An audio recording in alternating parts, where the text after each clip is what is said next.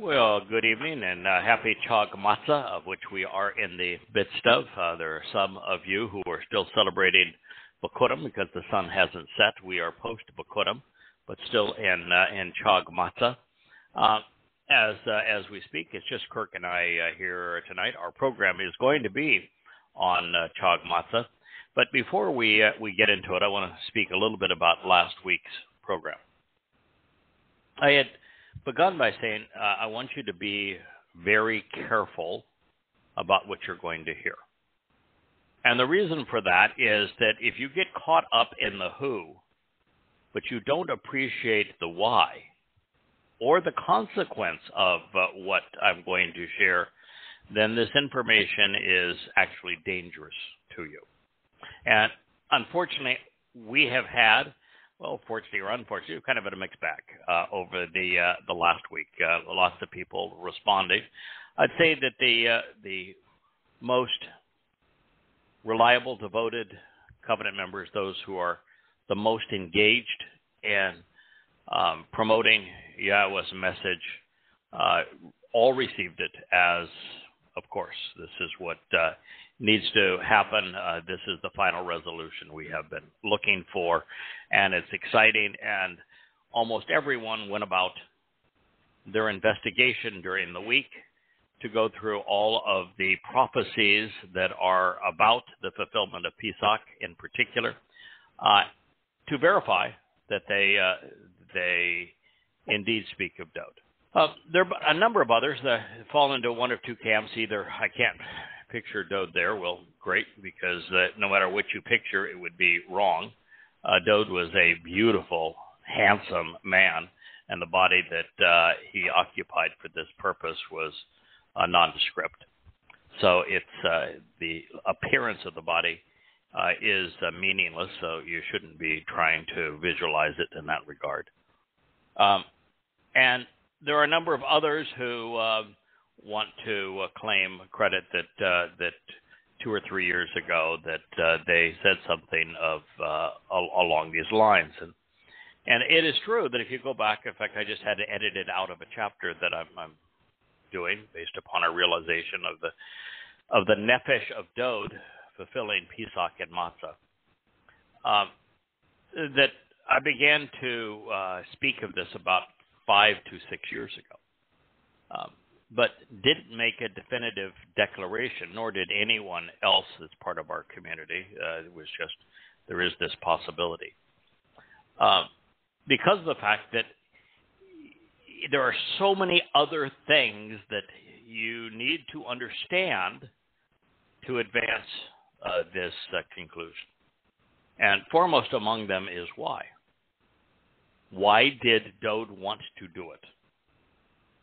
And why did Yahowah agree with him? And that's why we took so much time last week trying to understand the motivation for Dowd's decision to fulfill the first 3 mikra. As a matter of fact, he is responsible directly or indirectly for all 7. And the second aspect of it is, why did Yahowah agree to allow him to do it? Which was always the stumbling block for me, is I couldn't imagine God allowing his beloved son to endure this until I realized that it was in Dowd's best interest. And Dowd's argument was irrefutable. It was brilliant, courageous, heroic. The next part of it is that the elegant solution that I came up with for the fulfillment, which was that Yahowah used his nefesh as if it were a probe, an avatar, if you will. That elegant solution still is required, a variation of it anyway, to fulfill Pesach and Matzah in this regard, because the body is irrelevant. What is relevant is Dowd's soul being placed in it. So there are lots of issues like that. There's also the realization that just because the Mizmor in the low 20s that we read all are very clear that it is Dowd performing this role, the next thing you have to do is to read the primary prophecy regarding the fulfillment of Pesach, Matzah, and Makoto, then it is Mizmor 22. And to determine that its every word supports that conclusion. I finished that earlier today. It's a 71-page analysis of Mizmor 22. And it is much more rational, much more instructive when you recognize that Dode is, in fact, speaking of himself in first person, which is where we all began to move in this direction 3 or 4 years ago. The biggest challenge for me was to get past Zechariah 12, where we've always thought that God was speaking in first person and said, you will look upon me whom they have pierced, and then weep as if for only child. It goes on and on and on about this firstborn child. And so I dealt with that because of how Mizmor 22 uses pierced. It also uses pierced, different word for pierced, but nonetheless it's repeated. And so I had to retranslate it and found out that God, of course, didn't say that you pierced me. We didn't pierce God. God can't be pierced. But it actually says that it's Dode who is named in it, and it's Dode who is pierced.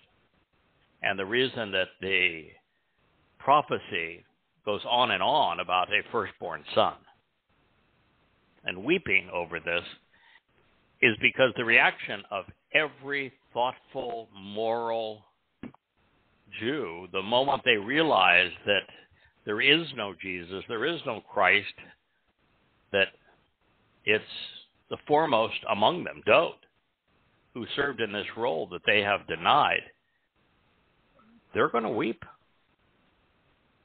And Leah cried for a better part of a day and a half. Big crocodile tears rolled down my cheeks. I was in tears writing about it. So it is much more emphatic and rational when proclaimed from the right perspective. Mm-hmm. There is more to it than that, though, which is that once you come to this conclusion, you understand the motivation behind it and why Yahweh accepted it, and in fact why this is further proof that Yahweh doesn't do anything alone, and that all 7 mikre were either performed by Dode with assistance from Yahweh, or Dode was the principal actor in them, going all through all 7 of them. But the natural conclusion of all this is, not only was there no Jesus and no Christ, there was no Yosha either. And we have sort of backfilled to get to a Yosha because that name is never mentioned. There was a Yosha ben Nun, but he's an entirely different fellow living 1,400 years earlier. There is not a single prophecy that says there's going to be a Yosha that's going to serve as the Passover lamb, because he didn't. Not a single one. There's no prophecy about a future Yosha. So we backfilled because, well, somebody had to do it, and that seemed like the most rational explanation. But now you realize that there were no, or was no Yosha. Well, certainly no Jesus, no Christ. Likely no disciples, and that much of it is extrapolated from what Dode did under a series of misnomers, or completely denying what he did, which is the nature of Judaism. So creating a false god that is a God-man doing all of this is the nature of Christianity. I saw a funny spoof today. The fellow that does comedy here in the Virgin Islands, and he's coming back and he looks like he's Jesus, you know. And a doofus guy says, "You must be Jesus," and he says, "Yes, I'm Jesus. What day is it?" He says, "Well, it's Good Friday." Well, what happened on Good Friday to make it good? Oh, you were crucified. He says, and you think that's good? And what's that thing around your neck? Oh, it's a cross. I wear it for you. So the thing that I was tortured on is the symbol of your religion? Are you out of your mind? That's really funny, funny bit, but it's funny and in truth. Talk about it. Today is Good Friday for Christians. My neighbors held an Easter egg hunt, unaware that Easter was named after Ishtar, the Babylonian mother of God and queen of heaven, and that the first eggs were dyed in children's blood that were sacrificed for the occasion. It is a reprehensible thing. So in the realization that we are still celebrating Chag Matsah, it's what I want to talk about on this program, because there is a realization far more important than understanding the reasons why Dode needed actually to serve as the Pesach El and to fulfill Matzah. And that truth is that the Moed that we're celebrating isn't 7 days of Passover, which is what the rabbis and Jews are doing. It's the Passover holiday for them that lasts 7 days, where they remove chametz, yeast. And that's not Yahweh's description at all. Completely inconsistent with what God has to say. From God's perspective, there is Chag Matsah, of which Passover is just the first day. And that every superlative that God can use to describe something important to him is applied not to Passover, but to Matzah. And it's Chag Matsah that is 7 days, of which both Pesach and Makurim are part. There was an interesting feedback after the program with the D, who is tending to her family tonight, listening but unable to participate because of all the challenges of relatives out of town, and she's chief mom and cook for these for Chag Matsah. But I made a statement, and I said, so what happened on Pesach that is so wonderful that Jews celebrate it as if it's the end-all and be-all? And the answer is, to the Jews, essentially nothing. Outside of their homes, there was carnage, the death of firstborns. A meeting with Pharaoh that says, okay, you got me this time. I'm already going to let you go. But in terms of Jews, they had a lovely dinner. And they had a good night's sleep. They would prepare for their departure because Moshe came back in the wee hours of the morning after his meeting with Pharaoh and say, we need to be prepared to leave in the morning. And while they left the following morning, and it was still Pesach, they didn't get out of Egypt. The furthest they are said to have gone is a pass that is a pass between what was the land of Egypt and the Sinai. And while Egypt, as it does today, controlled the Sinai, they didn't live in the Sinai. I mean, essentially no one lived in the Sinai. And in fact, if you look at the route directly across the Sinai to the Gulf of Aqaba, Nuweiba Beach crossing, there isn't even a town there now. With all of our technology and ability to make even the most inhospitable places livable, there's no towns even now. Mm-hmm. So the children of Israel, from God's perspective, were still in the land of Mitzrayim through Passover. And they didn't reach the precipice of leaving the crucibles of human religious and political oppression until the evening of Matzah, when they camped out at this pass. This is the doorway from one to the other. So on Pesach, the door to extended life, to a new life, was opened.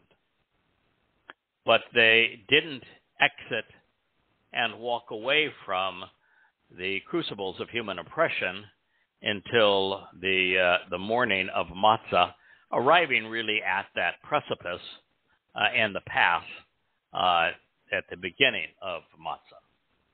And while they are shown being born anew, crossing through the Gulf of Aqaba as the waters parted, which is really a sign of childbirth, you know, we use the term all the time of the gushing waters that, you know, the breaking of the embryonic sac and the birth of a child.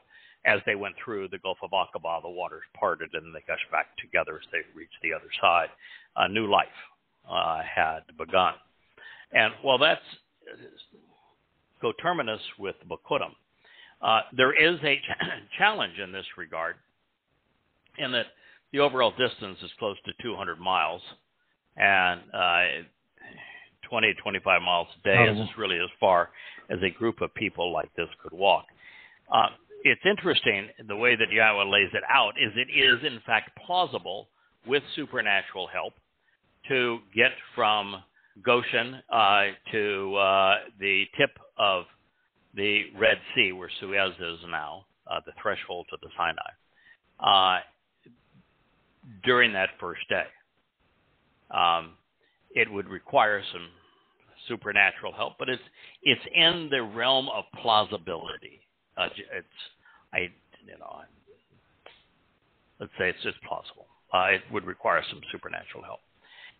But to get the remainder of the way, which is about 130 miles, by the end of, before the sunset on Bikurim, if it's the third day, then that requires, again, some supernatural involvement, because the furthest a person technically can walk a day, 24 hours a day, is 100 miles, and you'd have a day and a half, so 150 miles. But a person can walk a 14-minute mile. They can run a 3-minute mile if they're in great shape. But what you can't do is walk a 14-minute mile hour after hour without stopping, resting, refueling, that sort of thing. And so you couldn't do it over a 36-hour period unless there was supernatural intervention, of which you could be there technically at just the very moment the sun was setting on Bikurim.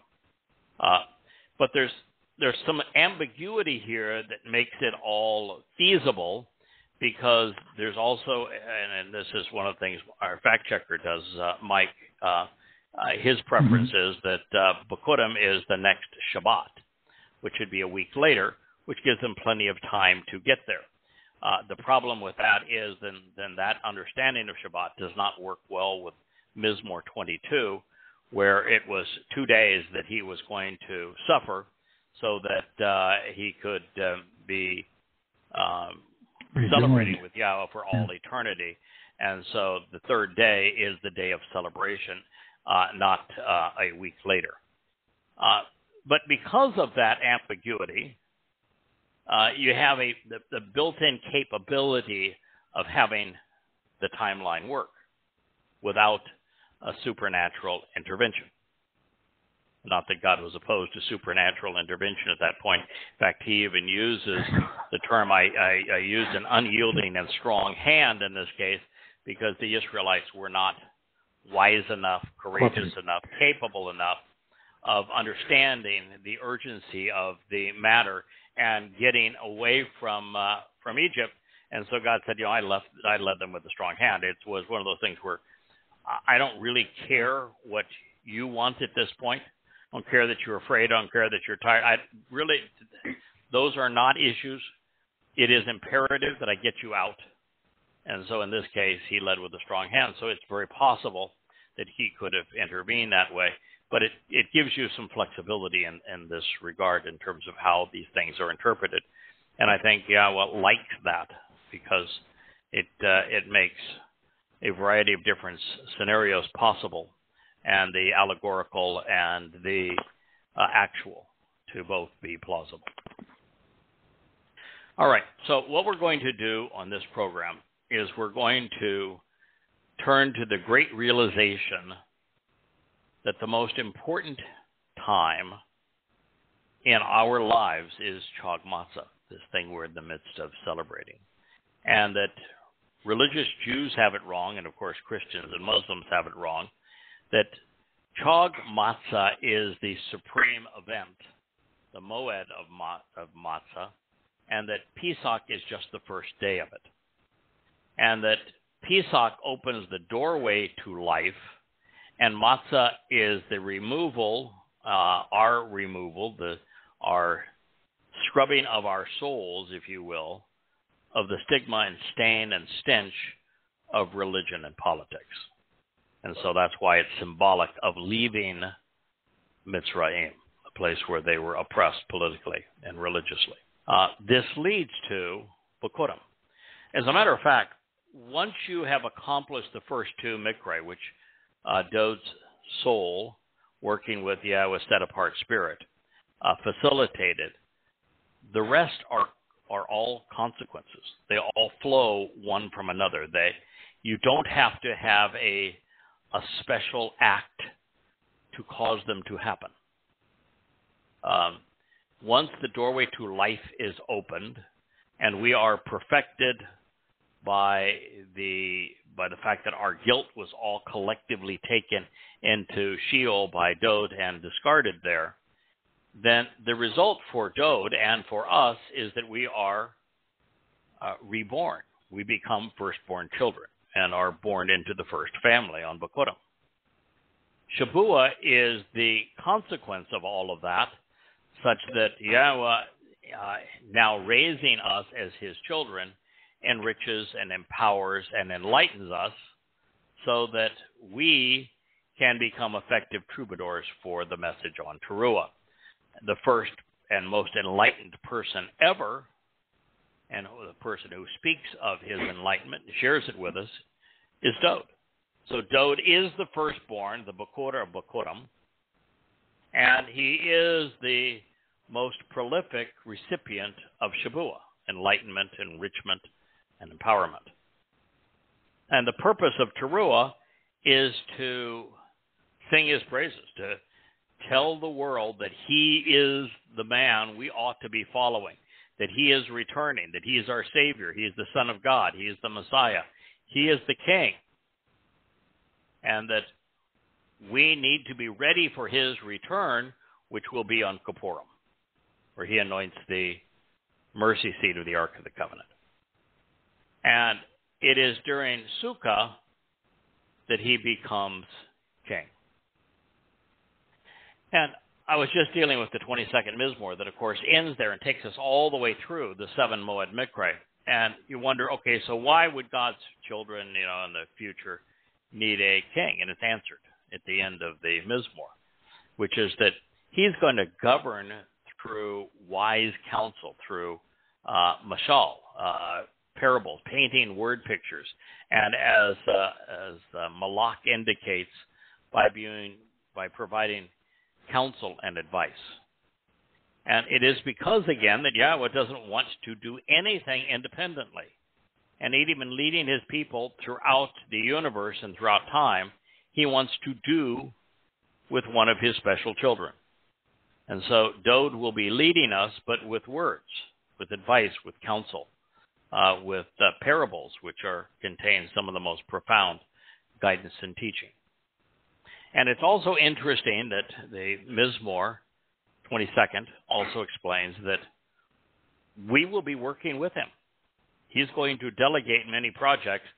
And the thing that I was always of the conclusion with, it's nice to be a goyim at that point because it's the Yehudim that are going to have to do the work. Y'all go ahead. Guess what? It's not what it says. In fact, what it specifically says is that goyim will be working with him. So Dod's going to delegate. He's going to choose who he wants to work with for no other reason than those people are enlightening or entertaining or are just effective working with him. But that is how Sukkah will play out and the reasons for it. All right.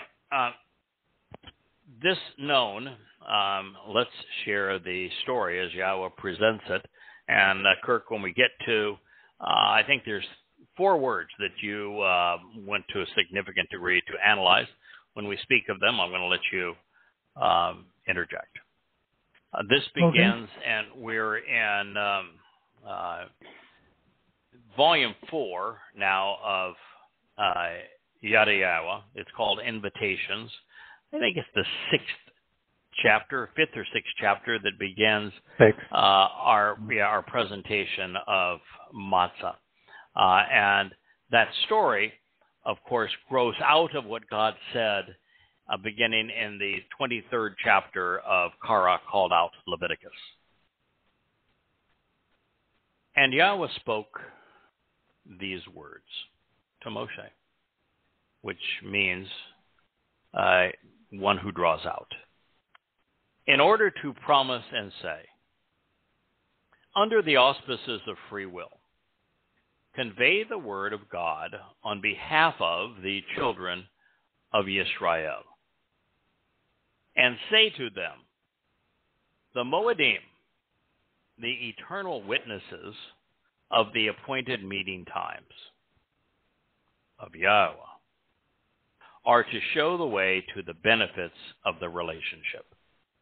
You are continually and genuinely invited to attend them as set apart, mikre, invitations to be called out and meet.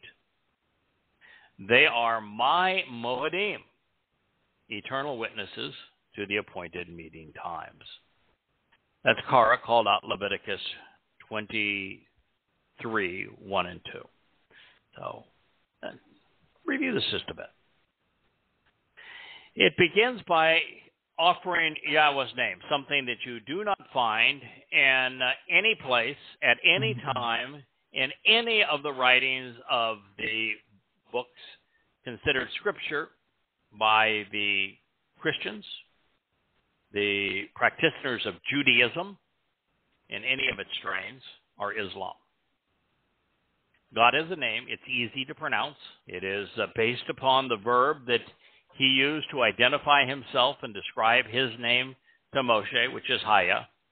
It can be easily understood and pronounced based upon the book that it is provided to us in, Torah, and it is Yahweh. There is no question that is how it's pronounced, and there is no question that God wants us to use it. And Yahweh spoke these words to Moshe, one who draws out. There are a lot of people that God has chosen to work through. And again, unless there is no other option, like when he's creating the universe and then conceiving life, where there are no humans to work with until Adam exists and Chawa. But after that point, which occurs early in the Torah and the book of Bereshit, there isn't anything that God does alone. Everything.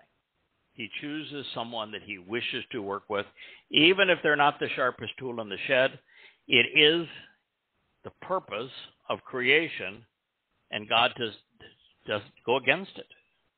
So some may say, wouldn't it be better if he bypassed the guys like Moshe and just spoke directly to us? No, it wouldn't be better. It would defeat God's purpose. And God knows that he is more effective in communicating to us through us. And because when he communicates to us and not through us, it scares the bejesus out of us. Look at what happened during the Yatzah Exodus. Now, the first person that God chose, and this was a mighty role, it's the liberation of his people out of the single greatest threat to them, which is civilization, an empire that is based upon religion and politics. Liberation from that was a mighty job.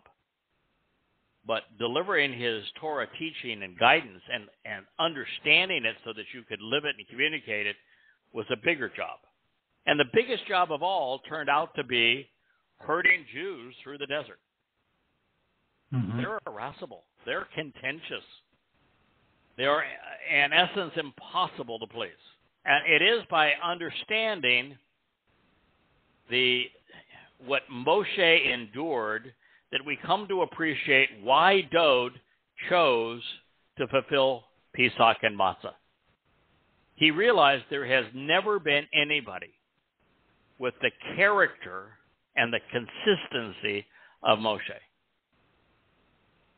In terms of being consistently right, being consistently compassionate, being steadfast, no one holds a candle to Moshe. He's the best that ever lived. And yet, the children of Israel routinely turned against him. It started right at the beginning when he stood up for one of them against the taskmaster, saved his life, and the elders of Israel turned on him, which is why he left and went to Arabia. And then during the Exodus, even before he comes back, he shows himself again as that guy when there are 7 young women who are tending their father's flock, and some raiders come to steal their flock and harass them. And one aging man that stands up and says, "No, you're not going to do that. These women are under my protection. You're going to go away." That takes courage. There's very few people with that kind of character and courage, particularly to defend the defenseless. And then he begins this journey with them, goes right back to the heart of the beast that he left, which took tremendous confidence and courage. But he comes out, and the entire time, the children of Israel never stop belly aching. They're complaining about everything. And they turn on him. At times, they even threaten to kill him. And he remains consistent and steadfast. And so Dowd realized, as perfect as Moshe was, and as miraculous as the entire Yatsa Exodus experience was, and the fact that Moshe delivered the Torah, and they still turned on him and didn't respect him, he knew that there was no chance that earn Israel's respect, as tough as they are to please, without having done something unimaginably heroic and generous. And so that's the reason he volunteered to do this. He knew that there was no way he could become king of the universe for all eternity with a cast of characters comprised of his people if he didn't. And so he demanded it for this reason. And it's important to understand Moshe as the motivation. So he spoke to Moshe in order to promise and say, La'amar, under the auspices of free will, convey the word. And it's the word of God on behalf of the children of Israel. Beni and Israel are both important. Beni means that God is viewing the Israelites as family, as children, because that's the purpose, is to develop a covenant family. We, at our highest calling, become the sons and daughters of God. Yisrael is the ultimate good news, bad news word. It's based on Ish, Sarah, El. Ish is individual. Sarah is the name of the first woman who was part of the covenant, and El is God. So Ish, Sarah, El means either individuals who are contentious with God and who wrestle and struggle with God, or individuals who engage in endure with God, positive or negative. And say to them. So this is communication over and over again. The Moedim, Ed in Hebrew is a restoring witness and eternal testimony. Mo is like ma. It's an interrogatory, and it encourages us to be thoughtful and search the meaning of the eternal witness or appointed or restoring testimony. And the YM is strictly the plural. So the Moedim, the eternal witnesses of the appointed meeting times of Yahowah. That means Christians are wrong when they say these are Jewish holidays. Passover is not a Jewish holiday. Matzah is, of course, Matzah is not a Jewish holiday. They don't even recognize it. However, if they did, it would not be a Jewish holiday. It belongs to Yahowah, who just so happens to be God. And they exist, according to Yahowah, to show the ways to the benefits of the relationship. He goes on to say, you are continually and genuinely invited. Just in case you were confused as to what the next title represents, he provides the basis of the word's meaning in kara, which is the verbal root of mikra in the singular, mikre in the plural, invitations to be called out and meet. Kara means that you are being invited or summoned, you're being welcomed to meet, you're being asked to read and to recite, to make something designated and known. So you are continually and genuinely invited to attend them as set apart, kodesh, separating, dedicating, preparing, mikre, invitations to be called out and meet. These are my Moedim, in case you didn't catch it the first time, witnesses to the appointed meeting times. All right, so Kirk, I know that there's two words in there that you did your normal analysis of, both moed, moedim in the plural, and mikra, mikre in the plural. Would you? Well, I did the mikre in particular. By the way, I want to ask you one quick question before we begin. Moedim is that the ed is that it's the same root as edom, right? So that's right, Paul, a witness of the. Okay, just checking that. So, but I did mikre, and then I broke it down. I started with a little introduction, if you'll allow me. I just try to put things in my own words, and then I'll break down the letters. It's a personal invitation from the Almighty Creator of the universe, Yahowah, to meet and party with He and His family. It is kodesh. It's special. It's unique, and certainly not ordinary. It is set apart. Kodesh, I went on to say, means completely prepared, exceedingly pure, totally devoted, entirely dedicated, and wholly separated. And if you like where I got that, I got it from Yeshayah 6:3. So I said, so listen and respond. Then I broke down the mikra. And I said, that's a mim, quaf, resh, and an aleph. The mikra means to be called out, to invite, to meet, and reading. And then I wrote out the words in the letters, and maybe I'll get to post these one of these days if someone's interested. The mem asks us to question who, what, where, when, even why. The quaf is a symbol known to early Hebrews as the sun sets on the horizon, a time to meet, to gather, to tell all the news, or a new day is begun. Or it rising. Or rising, that's what I mean. Or it could be a new day. End of a day or beginning of a new day. Or the beginning of a day, yes. Increased light in the case of the mikra. Yes. And mikra would mean light, that you're you being want to put called it that out. way, too. Yeah, the M of mikra would mean you're being called out of the sea. The sea is the representative of those who are not Yisrael. So you're being called out of the sea, which is not Yisrael. And Mem also is water and the source of life. So you're being called out of the waters as a source of new life, just as they crossed over and through the Gulf of Aqaba as the seas collapsed, and gushing forth you're born yet again. So there are two aspects of the water or the mem that begin the word, and you're correct that my in Hebrew is to ponder the implications of.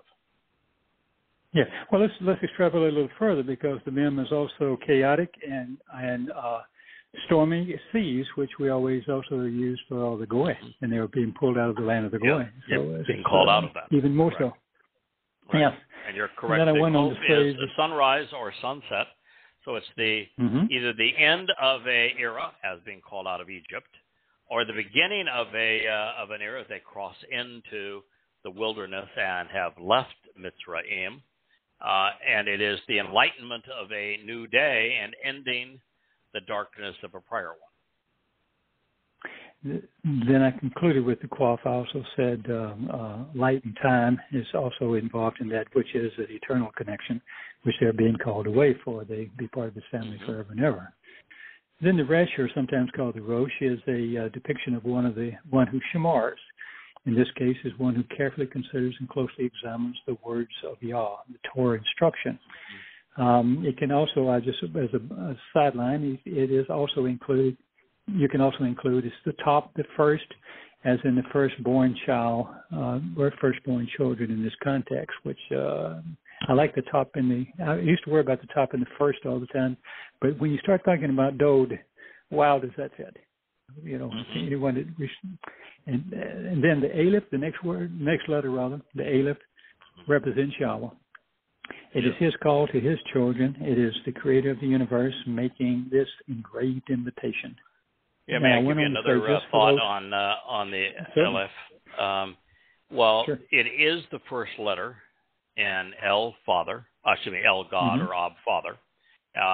The Aleph is, so the Aleph serves as the Aleph Lamed for God, or Aleph Be'eth, the first two letters for Father. One of the things that I learned as we were zeroing in on what Dode represents is Zeroah is a protective ram, and it's drawn in the shape of a ram's head, and also the sacrificial lamb. And so the symbol for Dode would be the Aleph. That should be on a flag. Yes, that would be a good. He's the symbol for Dode, is the Aleph. Yeah, absolutely. So, then I went on to say, just to finish it off, the Mikra, which is based upon Kara, were all fulfilled with, through, and for the ultimate Zeroah, sacrificial lamb and protective ram. Right. And what I went on to say in the Korah was to gather, to meet, to read, proclaim. These are the main things that we're doing to communicate this wonderful message, this news of the pathway to Yahweh's home and ours. And the Rosh implies in the Rosh is also incorporated in that, is also a responsive thing. After you read, you shamar, you understand, you respond. There were a couple little things that I do in addition. They won't take but a minute. Even the two-letter root, which is a Quaff and a Rosh, it means, even in that level, it means to call, to meet, a meeting, to take action. As a noun, it represents the meeting or an event. And abstractly, you could even extrapolate that it stands for something precious and special. And might I add, Kodesh, not ordinary. So to gather, shamar, respond, Q, the Q and the R. That's all I got, boss. Yes. So which all of that, you go now, or you want to keep on reading? So all of that would be powerful. It's all true, all exceedingly insightful in this regard. All right. So this takes us to what God had to say next. He said, "For 6 days she shall act, engaging in the service of the spiritual messenger." It's interesting that Dode's able to fulfill Pesach and Matzah and Bakurim strictly because of the involvement of the set-apart spirit. She was the spiritual messenger. She took Dode's soul, Nefesh, away from the dying body that was fulfilling Pesach as the Passover lamb. And then she escorted not only Dode's body, but carried with Dode all of the guilt of every covenant member throughout time, depositing both all of that guilt and Dode's nefesh soul into Sheol on Matzah, to unleaven, to de-yeast, to remove the fungus of religion and politics from our souls. She then busted him out. There's only one soul that has ever been retrieved from Sheol. It is Dode. She retrieved his soul at the end of Matzah, the beginning of Bikurim, and then spiritually anointing him again, brought him back to Moriah during the first lights, the kof, if you will, of a new day. And where he not only showed himself to have been the firstborn, which is what Yahowah calls him and why it's essential that Dode is the one fulfilling Pesach and Matzah, because he is the only one that would qualify as the firstborn of Bikurim, which means firstborn children. And then from there he went to the Father, and it is the set-apart Spirit who took him there, and it's the set-apart Spirit that is then responsible for his enrichment, empowerment, and enlightenment throughout his entire life. And, of course, the set-apart Spirit is the one who who came upon him and enveloped him while he was being anointed at year 8, and may have come upon him much earlier, on his second of 3 appearances. So the set-apart Spirit plays a big role. Yeah. Now, I was going to say another Christian killer you just mentioned, and I forgot about that. He didn't take on the sins of the world. Right. He took on the sins of the covenant family. So if anybody had any question, well, there's many other right. No, that's correct. There was no reason for him to take on the guilt, and I'm going to use guilt as a term. Guilt. Okay. Fair enough. The guilt is having missed the way and gone astray.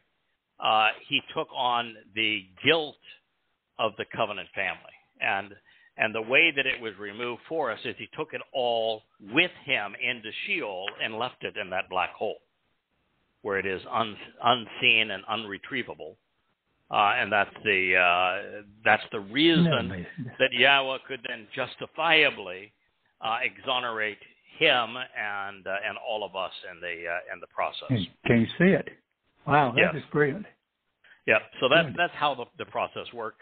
And the set-apart Spirit is playing a major role in this. So, God reminds us that this is a 6-day journey to the 7th.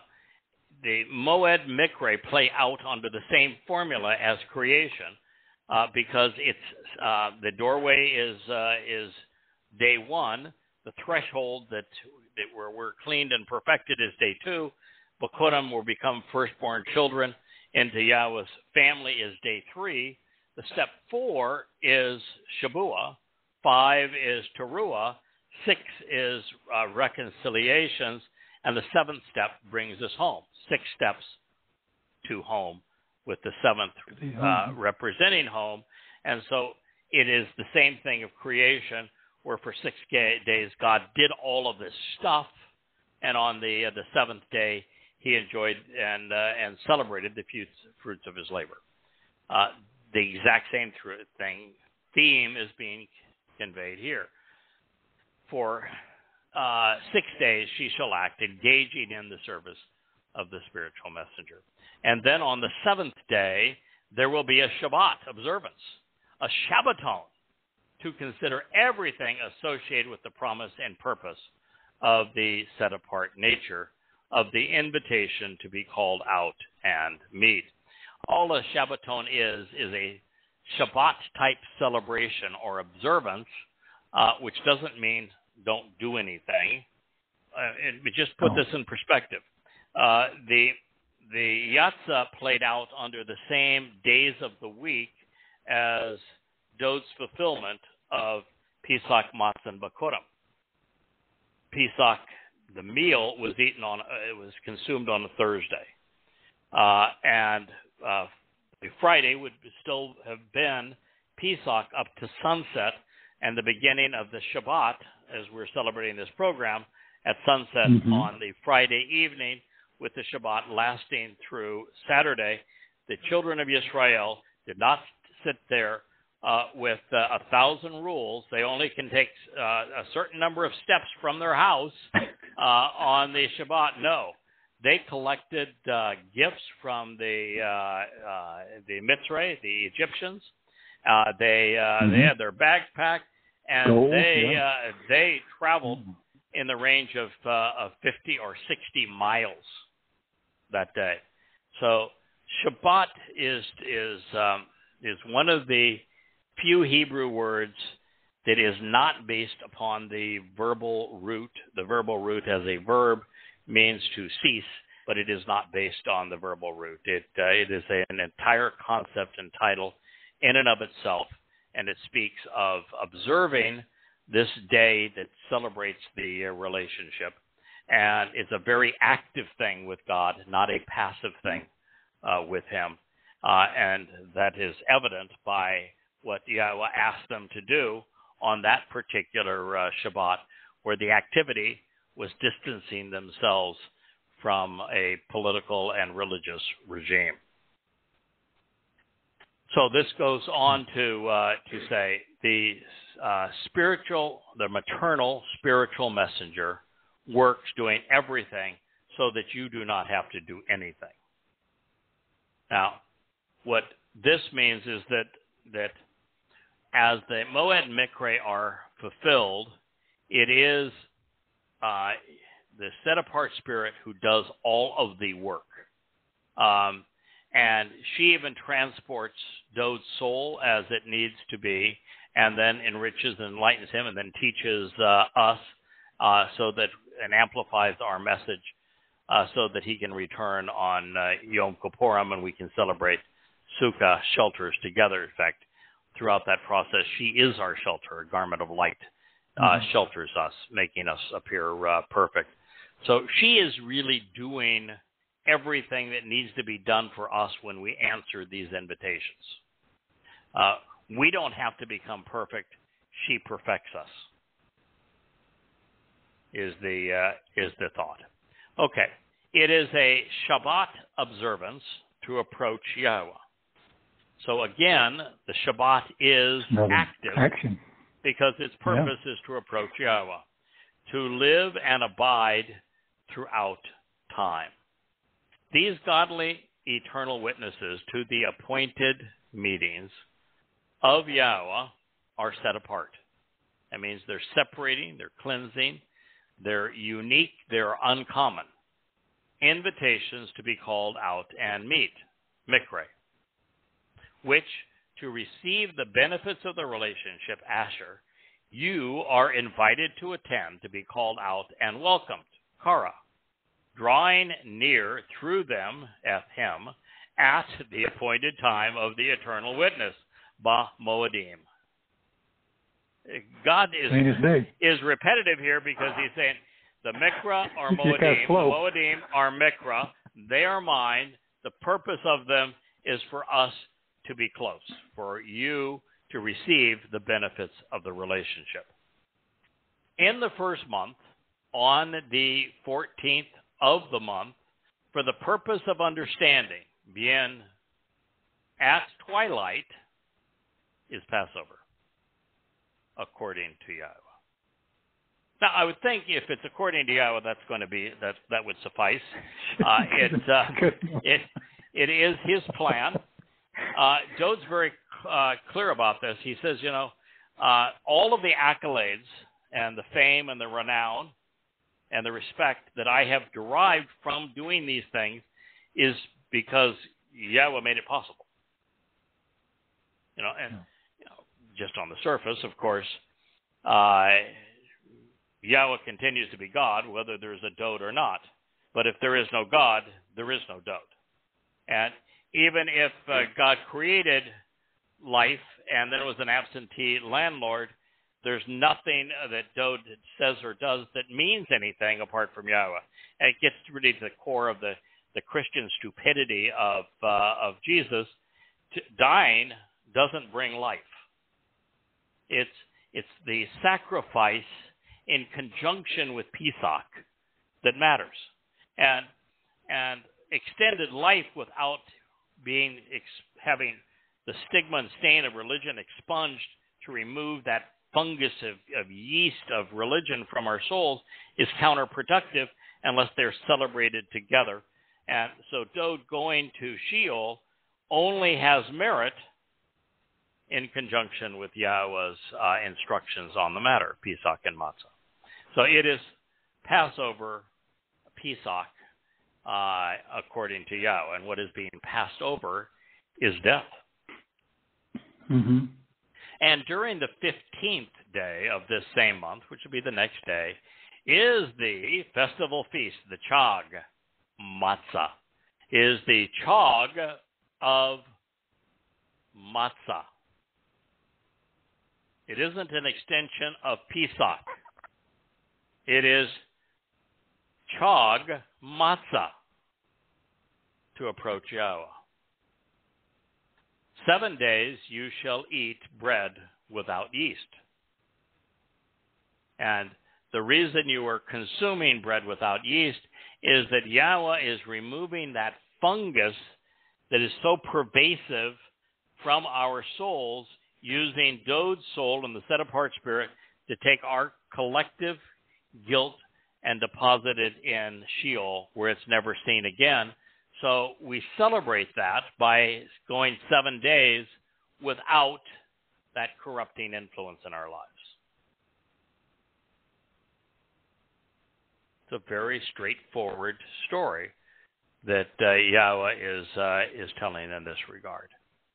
He continues, the first, foremost, and primary day exists as a set-apart and cleansing invitation to be called out and meet, a mikra. Now, this is the first day. He's now talking about Chag Matsah. So the first day is a set-apart and cleansing invitation to be called out. Religious Jews do not celebrate matzah as if it were a mikra. They celebrate Pesach as if it were 7 days. Matzah is simply an ingredient. Yahweh has matzah as the moed, as the mikra, as the day that is Kodesh, and as a Chag feast. I mean, he's pulling out all the stops to tell you this is really important. And yet, all of the sages and the rabbinical Judaism collectively have missed this. And it is a day for you to approach. You shall not consistently perform any of the duties of the spiritual messenger. Her duties are to take the guilt of the covenant members and the nefesh of Dode to Sheol and to retrieve them at the end of this time. If I were you, I would not try to do that. That is a level of competency well beyond what we can do. Yeah, beyond our grasp. Yes. Yes. All right, so moving on to God's next statement. He says, now, approach and come near, karaba. This does not say make an offering. Karab means to approach and come near. Be present. I've invited you to a party, a chag. I've invited you to be called out and meet, a mikra. I've invited you to a meeting that is defined by the restoring witness and eternal testimony. So, my suggestion is to approach and come near and be present. Harab. And where do you want to be close to? Well, who's the operative agent through all of this who is working so we don't have to? The set-apart spirit. Yeah. So now approach and come near to be present with the feminine manifestation of God's fiery light. Isha, the maternal nature of the one offering to enlighten, to be near Yahweh. for 7 days. On the seventh day, God says, there is a set-apart, Kodesh, that's as important a term as there is to Yahowah, invitation to be called out, a mikra. So the seventh day of Chag Matsah is a mikra in itself. It is an opportunity to be called out to meet with God, a time to read and recite his testimony. And you shall not do any part of the ministerial responsibilities of heaven's maternal messenger. This is Korah, called out, Leviticus 23:8. Now, I think Pesach and Matzah are two other words that you looked at. Kirk, what did you find when you examined Pesach and Matzah? I did that in Bikurim just in case. Well, you covered most of it, but I just analyzed it from the letters as well. And Pesach, of course, is to pass or to leap or to spring over. The Malach passed over the homes of those marked with the lamb's blood on the pillars, and are spared. The pay is symbolic of the words communicated to us that are nourishing and life-giving. The shemek, which looks like a T with a few extra lines in it, is a thorny thing. It's a sharp piercing, coincidentally, a sharp piercing material used as both a shield and or a protective wall for the sheep. It is used to turn one from the direction of it to another. And it can also denote a form of sign that gives directions as to which way to go. Then the third letter, the chet or het sometimes, represents the fence or the wall of the tent that separates the family and protects those that are in the shelter inside. So if you were, most of these you can figure out without the help of the letters, but I always find the letters to be interesting in their own of their own accord. Then.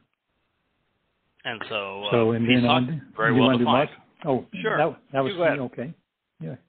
Okay, the matzah is the mem tesed, or tasday, and the hay. And this is unleavened bread that is produced by the removal of the fungus known as yeast, symbolically of the removal of man-made diseases such as religion, politics, military, economic schemes, and oppression. The mem tells us that to question the confusion and the chaotic nature of these devices, these control mechanisms. Also mem is the sea, the representing the influence of Gentile civilization. Yes, so indeed. They are what is being removed from God's people. Yes, that's right. It encompasses all of that. Yes, I should have added that. The test can depict a student studying, examining, and reflecting on Yah's word. It also represents the renewal, which is the result of that person who is shamoring, or just one who is studying, carefully considering.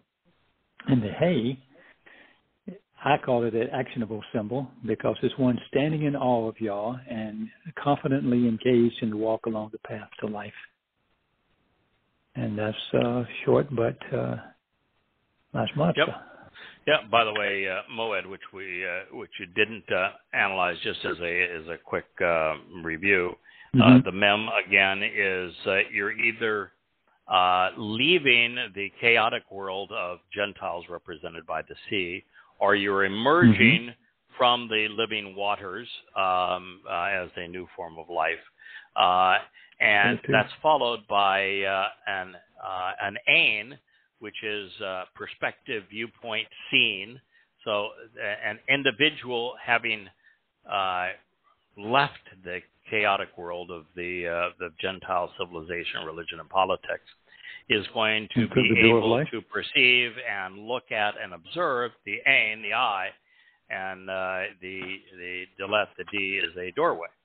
They're going to see the doorway to life, and the doorway to life in this case happens to be Pesach, which is where the journey begins. I am Yahowah. The blood will exist for you as a sign. On your homes where you are revealing the benefits of the relationship. When I see the blood, I will observe Pesach, Passover, providing immunity while protecting you.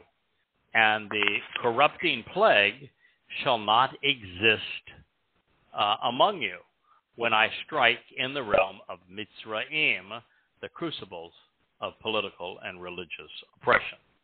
Shemot 12:13. This specific day will exist on your behalf as a memorial and reminder, as a zekaron. And you should celebrate Chagag, a festival feast, Chag, to approach Yahweh throughout all of your lives and generations. Pesach is a festival feast. It is a memorial and a reminder that God struck the realm of Mitzrayim to liberate, to provide life to the children on Yisrael on this day, continually and genuinely celebrating the festival feast with him as an engraved prescription for living Chukah forever. Makes Christianity got a hard spot now. Yeah, a miscarriage, born dead, because they don't celebrate Pesach at all, and yet it's to be celebrated forever. It's great. We've lost him for a minute. Let's see if he comes back on. That was Shemot, Exodus 12:14. I'll read a little bit till he gets here, if you indulge me. 7 days you should consistently consume matzah, bread without yeast. Indeed, and on the first and foremost day, you should continuously observe the Shabat by removing all the yeast from your homes and from your household. Truly, because anyone and everyone who consumes to the point of being defined by having eaten yeasty bread, that individual soul shall be cut off and separated from Yisrael, people who strive with Yahweh, for the first time in the foremost day until the seventh day. Is when you participate in that, and you continue to do that. 12:15. We have all of this on Yahweh's authority, whether we concur with him or not, whether we accept or reject his approach during Pesach and Matzah. There will be no doubt there is God's instructions, and he wants us to know that our decisions have consequences. To survive beyond our mortal demise and enjoy eternal life as part of his family, we must capitalize upon Passover and unyeasted bread. These are Yahweh's gifts to his children, and considering the price he paid to deliver them and the value to us, to rebuff his offer engenders a reciprocal response. If you ignore him, he will ignore you. He said that multiple times. A trace amount of the blood on the Passover lamb, since it should not be consumed, is to be splattered on the framework of the doors of our homes. It serves as a oath, an illustration, an asher showing the way to receive the benefits of the relationship. Pesach was conveyed as a verb, describing what occurs when we accept Yahweh's offer of life on Passover. God himself, Pesach al-Atim, observed Pesach, providing immunity while protecting us from the specter of death. Pesach al-Atim reveals that upon Ra'ah witnessing our compliance with this instruction, he will continue to move in a straightforward and linear fashion, sparing us by removing the confrontational obstacles in the way so that we might not trip over them, making us invulnerable and impervious to the process.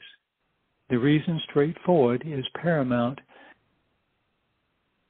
because once we begin with Pesach, God wants us to stay the course, walking to him along the path that he has provided. Passover is the first step, unyeasted bread is the second, firstborn children is the third, with the journey taking us to Sukkah, where we camp out with God.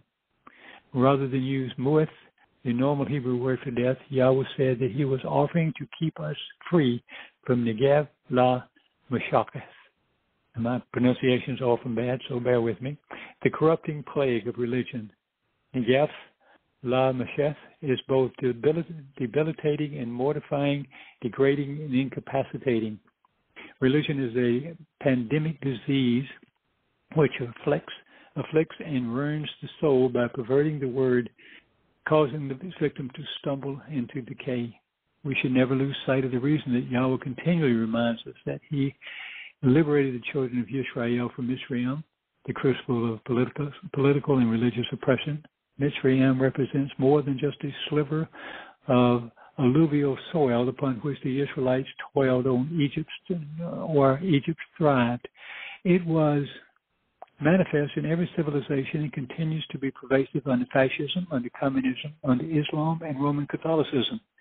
It is the cauldron of cruel perceptions, of persecution, where people are confined and restricted by military and economic institutions. Mitzrayim occurs when the empowered impose their will and control people's lives and restrict their freedoms. Throughout history, Mitzrayim was imposed through a caste system, through slaves, and always at the bottom of the rung. A zekaron, like Shabbaton, is inclusive of its own suffix, encouraging us to contemplate everything associated with remembering and commemorating his inheritance right. We should be mindful of the relationship while mentioning that we have come to understand with others. Chagog and Chag are the verbal and noun forms of the same thing, a party. Chag is a party, a time to celebrate a festival and enjoy the feast with God. This is neither a somber affair nor a sacrifice, but instead a celebration of our relationship. And it is through and during the annual holidays with God that we are invited to approach our Maker. This is true for everyone, no matter where and when we might live. Further, Yahweh's Chagog, his celebration, is a chakwa, an engraved prescription for living, a clearly communicated and described recommendation of what we should do in life to be cut into the covenant relationship. And it will be so olam, forevermore. There are 3 Sheba 7s embedded throughout the Mikra, and these 7 steps along the way, and 2 of them, Matzah and Sukkah, are celebrated for 7 days, with an 8th day added to shelters, obviously with 8 being a representation of eternity, to prolong and for our enjoyment. It is for this duration of time that Yahweh has invited us to avail ourselves of the healing and restorative properties of matzah, food without the festering fungus of contaminating conflicts of yeast, which is symbolic of the contentious disputes laden within every religion. There is not only a Rishon, first and foremost day associated with Chag Matsah. This identifying designation is repeated so that we do not miss the point.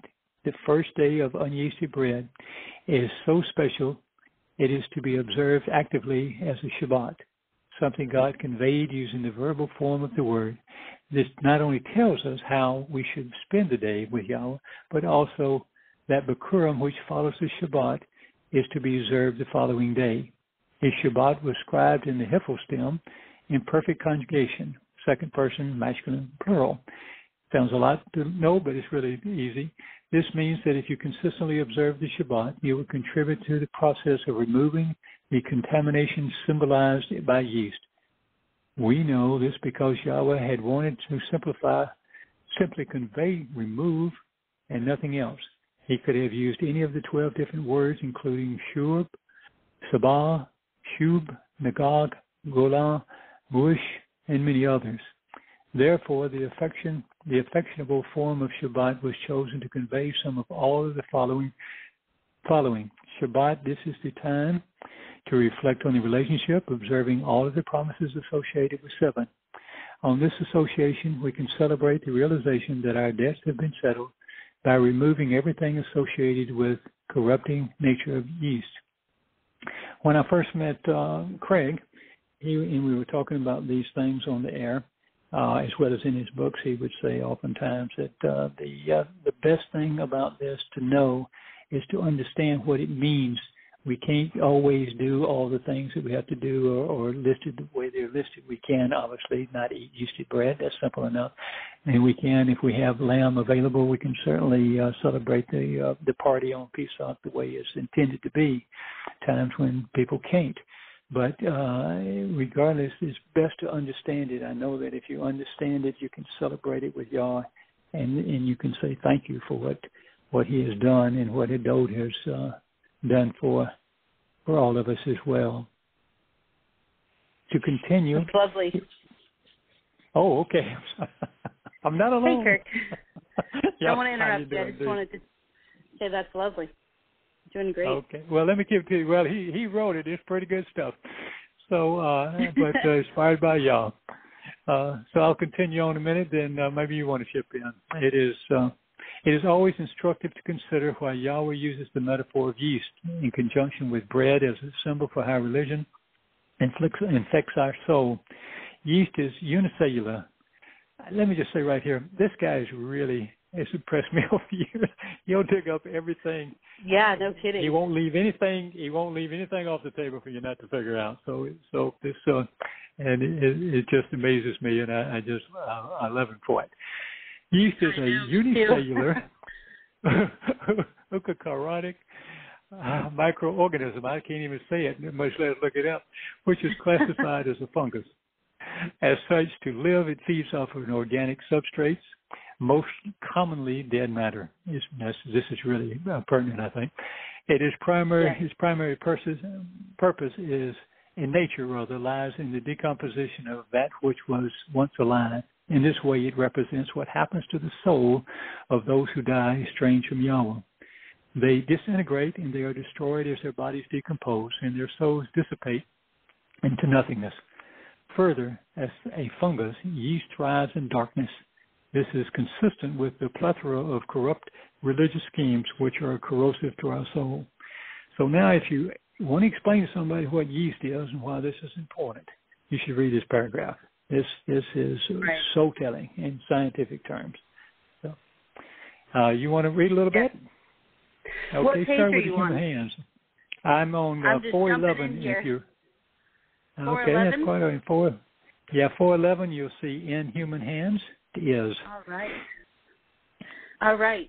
In human hands, yeast is most commonly used in the presence of oxygen to aerate baked bread, making it rise, and to carbonate beer through the production of carbon dioxide, which is a deadly gas when it depletes the oxygen we breathe. The leavening process in dough causes a foaming action which permeates and softens the entire loaf. This is done through fermentation, biologically changing the chemistry of the dough as the yeast first reproduces to the consumption of carbohydrates in the flour, reacting with water, heat, and acidity to produce either carbon dioxide or ethanol gas.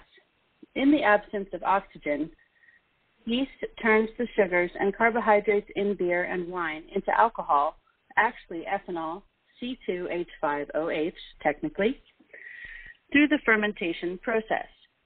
The first lesson is that if it does not take much yeast, and read their religion, to permeate the entire loaf of bread, representing our mortal nature, the second is that the byproduct of yeast in beer and wine, which is alcohol, is not the most desirable spirit with which to associate. Species of yeast are known as opportunistic pathogens, and these can cause infections in humans. There are a number of killer yeasts, which secrete toxic proteins, which are lethal to receptive cells. I'm gonna butcher this, but Cryptococcus neoformans, for example, is a yeast pathogen. Sounds good to me. That was a bit of a mouthful. It's a yeast pathogen which kills some AIDS patients. Yeast of the Candida genus, causing irritating oral and vaginal infections. In many foods, and most notably with regard to cheeses and meats, the presence of yeast leads to spoilage. Let me interrupt just one quick second. Oh, yeah, go ahead. I'm just going to say I just got a message. His thing crashed. His not computer, but his internet crashed, so he can't get through. And he sent that message, and I wonder. But he may have just wanted to avoid having to read this part. Yeah. Yeah. Can you give us the? His timing is remarkable sometimes. Yeah. Go ahead. I'm sorry. Go ahead. I didn't mean to interrupt. Oh, no worries. All right. We may get cut off here in about 7 minutes, so we should probably wrap it up. Yes, okay. We'll go to 5:30 then. Okay. Oh, it'll cut us off. All right. Far away. So, adding insult to injury, yeast was used pervasively very early on in Egypt, the place from which Yahweh rescued his people. There, yeast existed as a natural contaminant in flour. It was also used to brew beer, the most prevalent beverage among the Egyptians at the time. Making sure that he had made his point, the same three Hebrew letters which comprise se'or, yeast. Se'or, vocalized sa'ar, means to exalt oneself, rising up in power, authority, and majesty, to covet and to crush. Pharaoh had exalted himself by claiming to be the son of the sun. He lived majestically in religious and political splendor. He not only coveted the free labor his Israelite slaves were providing, crushing them became his way of rebelling against God. And as a result, he, his people, and their religion were left behind as Yahweh led his people to the promised land, leaving Egypt in ruins. And Kirk, weren't you telling me that after the Yada, Egypt experienced a dark age of a sort? I think. Egypt, yeah, they were in ruins. People always fill a void. I mean, there were other tribes and other things, and Amalekites, and I don't know which ones are all the different histories, but they filled it with something. They were in charge. There was no army. Right. There's an old record that says the Amalekites actually saw what happened there, and it frightened them to death. But they also knew that what the other reports were. There was nothing in Egypt, so they went down there and took them over, and they went through. And the empire's never much again. You know, yeah, it does bother Israel later, but then you have Babylon, and then you have Assyria, and you have Persia, and so forth. Egypt never grew again to anywhere close to a world power within that period, that area rather. So yeah, he punished them really badly. Yeah, what a victory! All right, So a call was translated as who consumes to the point of being defined by having eaten that which yeast has embittered. It was written using the call participle, making a call a verbal noun, which is an actionable attribute.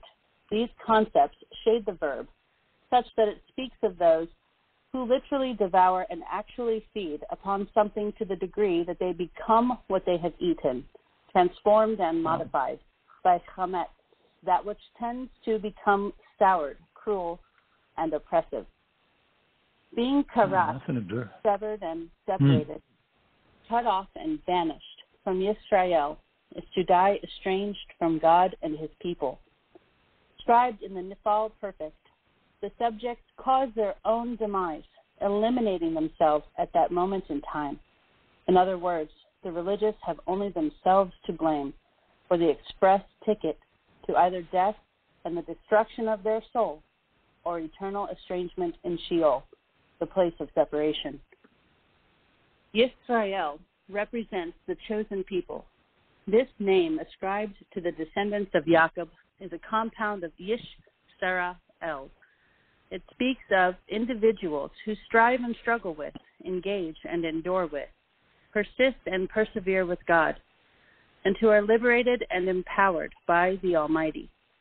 It is far better to be counted among them than it is to oppose them. This message is as unequivocal as it is unaccommodating. Those who ignore Yahweh's instructions regarding unyeasted bread shall be cut off from the source of life. They shall be separated from God and banished from his presence, cut down, severed, and uprooted. From the vine, which is Yisrael, they will die, and they will find their souls destroyed. Yahweh has provided a plan, a 7-step path home. Follow it as he laid it out and fulfilled it, and you will live. Ignore it, change it, or reject it, and when you die, your soul will be destroyed.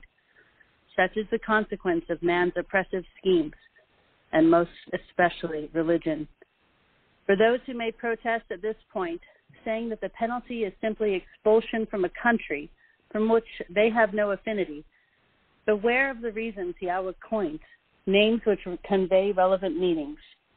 To have caused oneself to be cut off from those who engage and endure with God is a poor life choice. This was not the first time, nor will it be the last time God has been or will be so direct regarding a departure from the very specific path he has described in the Torah. His first proclamation occurred in the discussion of Pesach. We have that about might be a 2 good minutes. place. Yeah, that might be a good place to stop. I'll I don't know if I did Bikurim. I didn't do Bikurim. You want to do a quick? Let me just do quick on Bikurim. Sure. On the letters. Okay, this is that is a Bet, Kaf, Wa, and Rosh. I found it spelled 2 different ways, but we'll go with that one for the moment. This would mean in first fruits, firstborn children, set apart, Kodesh, and special. How do we know that? Well, the verbal root, bakar, consists of the firstborn offspring that is set apart by all definitions. The Be'et is the family home, the tent, and the shelter, and it's safe to make up the word. And followed by the letter Kaf, which is in the hand, and open palm that welcomes, guides, instructs.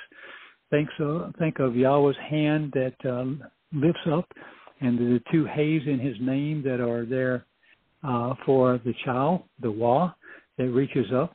And in the second spelling, there is a Yod. I'm sorry, there's a. I beg your pardon. I'll get to the second spelling in a minute.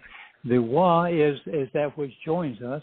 The job of the Loe, but really all of us, is it adds to the family and represents the object that secures the tent bag. And then the Rosh or the Resh is the little figure of a head facing to the left. It is not only the one who shamars, the one who responds. It is to see, to hear, to process, and to understand more clearly. It is the same one who thinks their way.